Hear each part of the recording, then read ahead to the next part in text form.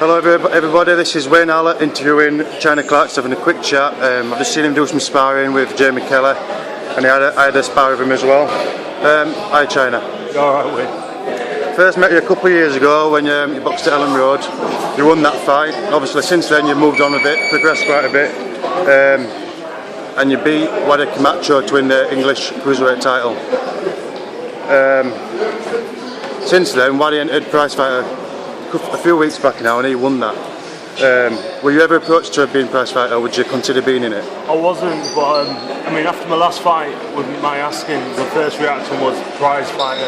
But that was a bit of a knee-jerk reaction. To be honest with you, I just wanted to get back out there. I was a bit upset, depressed with how the fight went. I didn't even get out first gear in that fight, you know, and it's the first time I haven't turned up for a fight. I don't know why, because it was the biggest fight of my life, and it's disappointing that I left myself at home. Nerves didn't have anything to do with it whatsoever, because I was probably the most confident I've ever been, which is probably part of the downfall really. I've never experienced that emotion before, where you go into a fight and you're thinking to yourself, I'm going to blitz this, and it doesn't really happen. Usually I go into fight thinking, I don't know what's going to happen. I'm even that little bit more fearful of my opponent as well, and that's what probably usually gives me the edge. But for the last one, I didn't have any fear, and that obviously did work in my favour on the night, and I left half, like I said, I walked half myself on the night. I didn't turn up on the night. People didn't recognise the person that was in the ring. I barely recognised myself. Disappointing, but you know, you got to move on. Congrats to Wadi Camacho, because he got a defeat to myself. Went on, won prize fighter. He's turned around massively, so all I can say is big up to him, respect, and hopefully the same good fortune can come my way at some point. Immediately after that fight, there was talk for Wadi Camacho of a possible rematch with yourself to avenge his loss and put his career back on track further. Would you take that fight? How would you see it going if you fought again? Yeah, definitely take that fight. It will be another good fight, explosive. He'll come out flying. I'm improving all the time. Year on year, I become a bit of a better fighter. So definitely, it's definitely a fight that I'd take. Obviously, the same outcome. I wouldn't get into any fight. I wouldn't be in this boxing game if I didn't believe that I could actually succeed. So I'm not in it to be second best. And like you said, you were unlucky against Matty Askin. Did you think maybe you took that fight a bit too soon? If you'd fight again, what would you do different? I knew that fight was on the cards prior to the Camacho fight, because trainer Mark came into the gym a couple of weeks before the Camacho fight, and he went, the cheeky so-and-so, I won't say the word to you, he goes, that confident they're going to be here, that they've already lined up my asking for Camacho, and that gave me a little bit of a sort of like, what I really needed, because I thought, you think you're going to be fighting asking? I'll change that, I'll be fighting asking. So to be honest with you, in my head I knew prior to the Camacho fight that it was a good chance that I'd be fighting asking, and I had ample time. I think I didn't plan properly because I was working full time, and I've got to treat this game as a professional. Yeah. The first thing that I've done after the asking fight was reduce my hours considerably. I work for a really good company who support me wholeheartedly. All my colleagues are behind me. I'm in their national newspaper, so they are backing me internally. So it's good to stay part of that firm. I've reduced my hours to a shorter shift, so I'm just doing 8 o'clock till 1 o'clock, so I get my work done through the day, and then I can crack on with my training. I cycle to work now rather than driving a car. I do drive a car at any other time, but when it comes to going to work, it's on 2 wheels. So I've implemented certain changes in my life that I hadn't done before the asking fight. I was working 8 hours a day, if you include travelling time on top of that. I mean, I was working up until say 4:30, getting to the gym for 6 o'clock in the evening, banging out a session in the evening. It's not enough if you want to box at the top level, and maybe I think obviously I was burning the candle at both ends, and it hit that point where I can't do it any longer. Yeah, as you say, it's a lifestyle, isn't it, boxing? It's not just not just a job. So moving forward, what are your short-term goals and your long-term goals? What fights would you like? Fights. I mean, I want to fight anyone. I want to fight exciting fights.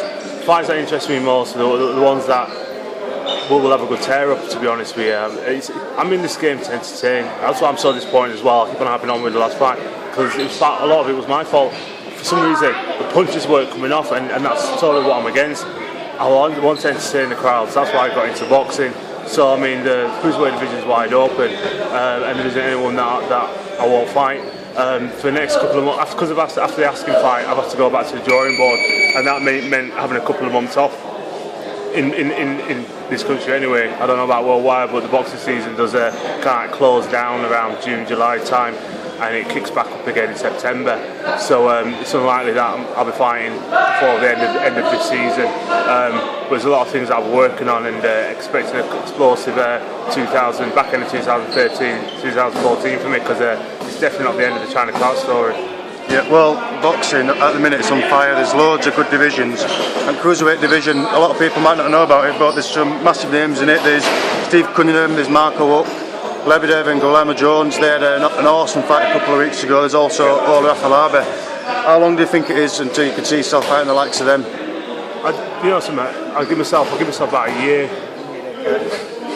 I'll give myself about, that's my show. John. Yeah.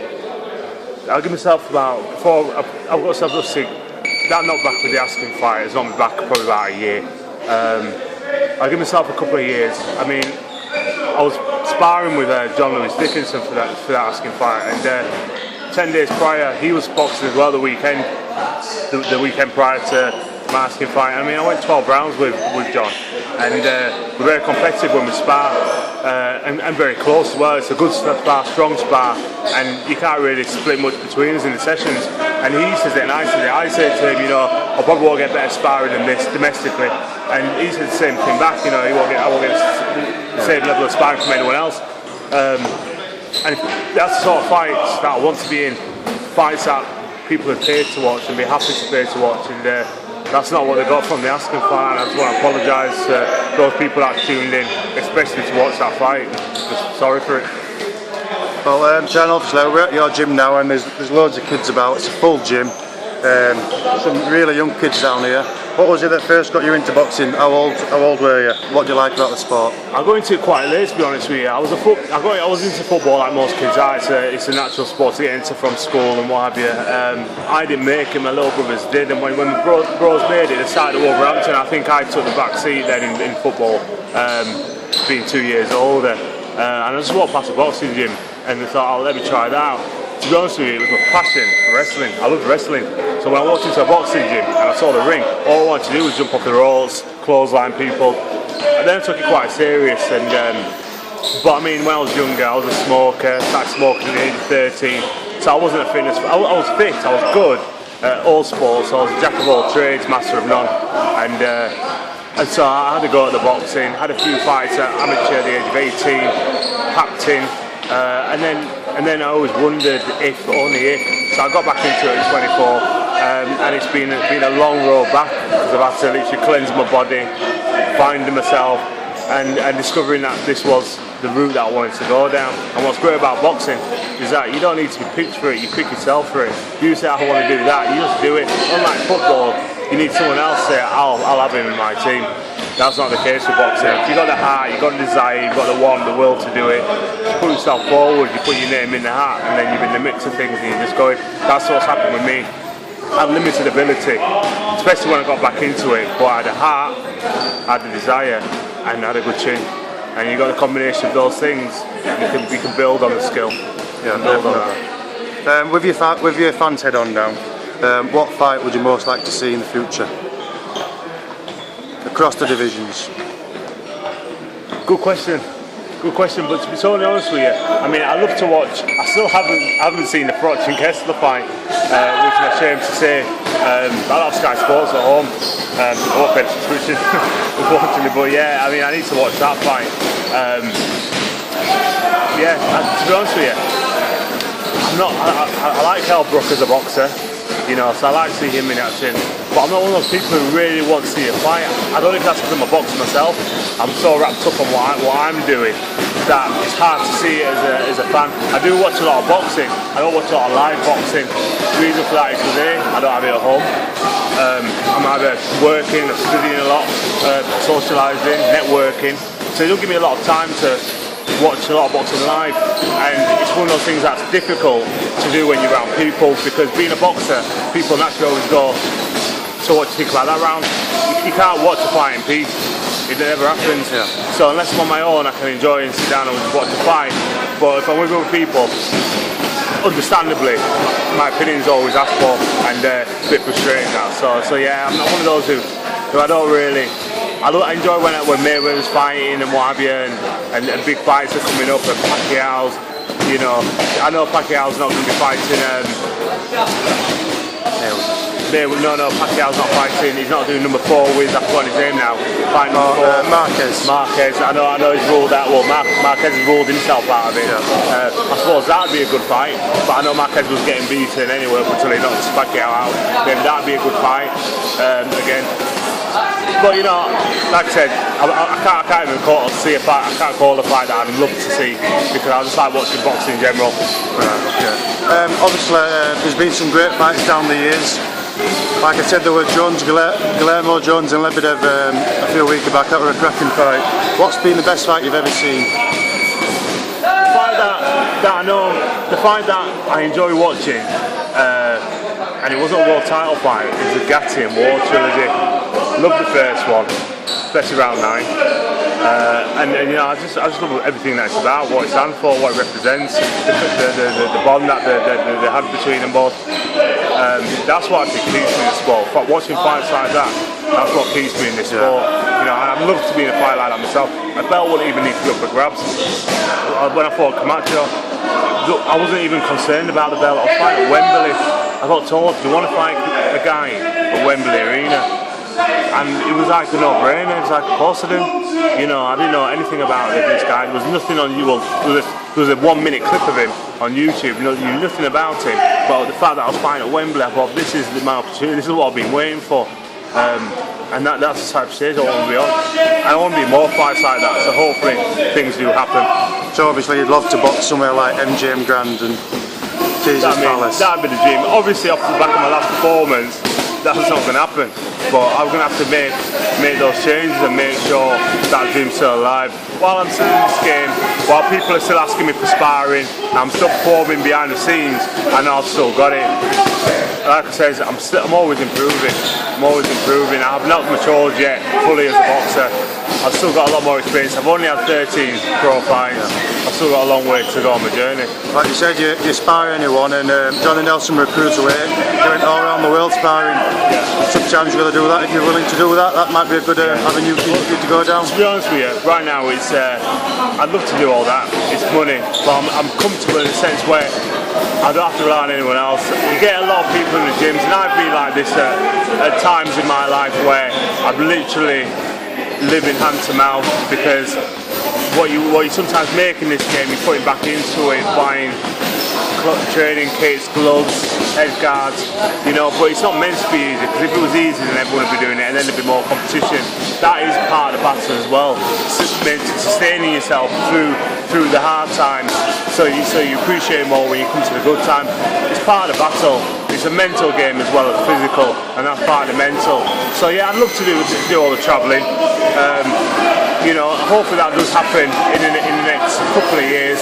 Right now it's going to be a slow development up the domestic level. Hopefully do a bit of travelling at some point next year. Right, China, this is a question that everyone always asks me. Who would you, in a fantasy land, who do you think would win a fight between Muhammad Ali and Mike Tyson? Tough question. And why? Strangely enough, I was actually talking to someone about it today, about Mike Tyson, because he was watching a documentary and he didn't realise how awesome he was as a boxer. It's such a tough question to answer, because Ali in his prime, especially when he fought Cat Williams, was on fire. You know, he had very fast reflexes. It's fair to say if Mike Tyson had bullied him, he'd have caught him. I mean, Mike Tyson, you could ask the question, who would have won out of Mike Tyson and Smoking Joe Frazier? Mike Tyson.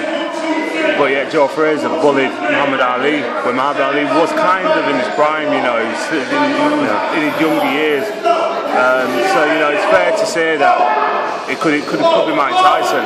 Yeah, well, the way I see it is they both could beat each other. Like you said, Muhammad Ali fought Frazier and they both beat each other. Yeah, styles make fights, and it's very difficult to say. Yeah. You know, like I said, I sparred John Lewis Dickinson, and we fought quite even. You know, and he'd probably say that. Yeah. But he dealt with Askin very easily. and I struggled in the fight. You know, so styles do make fights, and that's how it is. There's certain fighters where if they had say 3 or 4 fights, they're always going to have a share of the results, aren't they? Finally, China, who is your sporting idol and why? Sporting idol. I've got a few sporting idols, and the one's just going out of my head right now. I've got a few sporting moments which I watch and I go, oh, I respect that guy. One really good one is Derek Redmond when he pulled his leg. I think it was in was it 92? I can't remember which Olympics it was now. It was in the 90s. Barcelona? Anyway, I can't remember, I'm guessing. I think it might be Barcelona. But yeah, and he pulled it and he carried on running. That's what it means to be an athlete. Yeah, you know, and it's that desire and that heart. I think one athlete that I enjoy listening to him talk, I enjoyed watching him perform, Michael Johnson. You know, he's so fair when he talks. You know, he's American. Yeah, when he's on the BBC and he's talking, he's doing the commentary for the Olympics. You know, he's not biased at all, and you just listen to him with open ears because he's bang on in everything that he says. He takes his position as a commentator as serious as he did as an athlete, and he's a good example of a good human being. There's just something about him, very positive, just gets on with it, and he's a unique character in terms of his style, in terms of his running style. So yeah, I'd say Michael Johnson. Yeah, I think a lot of people would agree with you there. Finally, China, I'd just like to say thank you for letting me come today and spar with you. Very tough. Appreciate you doing this for me and let me interview you. Everyone listening, I hope you've enjoyed the interview. Until next time, take care. Thank you.